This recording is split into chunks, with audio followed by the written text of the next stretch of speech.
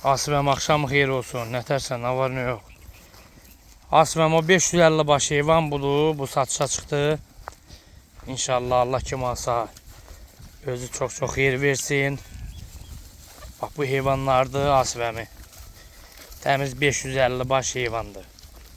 İnşallah çəkib yollayırıq. Nə qədər istəyən olsa problem yoxdur. Sata bilərik. Görsən bax qardaş, bax bunlardır. Təmiz 550 baş heyvandır. İçində 30 dənə də qardaş qoş var.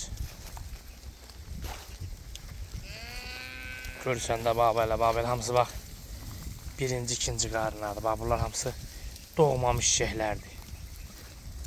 Görürsən qadağalım. Hamısını çəkəcəm. Ətraflı. Heyvan malına, maşınla da barter olunur Asibəmi.